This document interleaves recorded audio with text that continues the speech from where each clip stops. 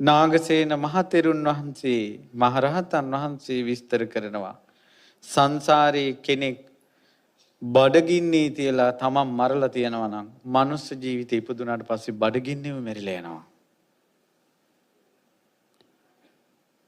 ඇයි ওই මල ඇඳේ ඉන්න මිනිස්සු බඩගිනි මොනවා හරි දියල්ලා කියන්නේ? බඩගින්නේම මැරිලා යනවා. කවුද දන්නේ? අපි සංසාරේ තවක් කෙනෙක් බඩගින්නේ තියලා මරලාද කියලා. අවස්ථාව ලද විගස බඩගින්නේ මැරෙන්න පුළුවන්.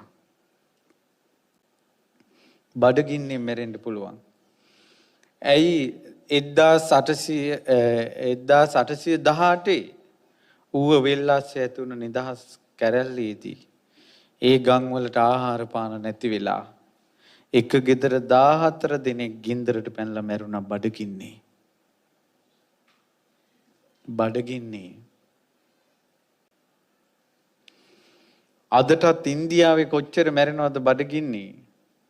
ඉතියෝපියා වගේ රටවල් වල කොච්චර මැරෙනවද? සරණාගතව ඉන්න රටවල් වල කොච්චර මැරෙනවද? ඇට සැකිලි බඩගින්නේ මැරෙන්න වෙනවා. අකාල මරණ. ඔන්න දුර්ලභ මනුස්ස උපතක් ලැබිච්ච වෙලාවේ දැනුත් සිද්ධ වෙන දේවල්.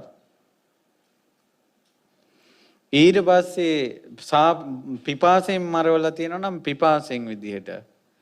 ඊට පස්සේ ගින්දරෙන් පුච්චලා මරලා තියෙනවා නම් ගින්දරෙන්ම මැරිලා යනවා. പ്രേත ලෝකෙ ඉපදුනොත් ගිනිගෙන තමයි තියෙන්නේ പ്രേත ජීවිතේ.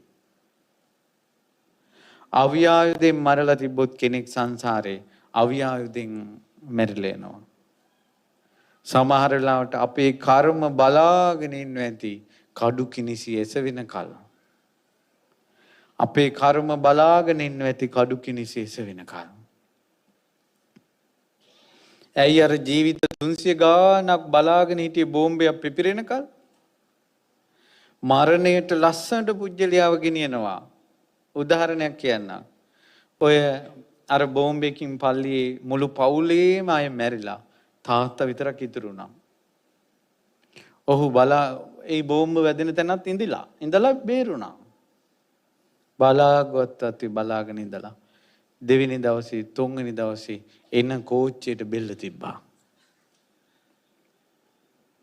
දැක්කද ඔහු අර බෝම්බෙන් කුඩු පට්ටම් වෙලා මස් ගොඩක් වෙන ඒ කර්මයේ තිබ්බේ නැහැ. හැබැයි යානයකට රථයකට යට වෙන කඳ සිරසෙන් වෙන් වෙන මේ බෙල්ලෙන් ශරීරයේ දෙක වෙන් වෙන කර්මය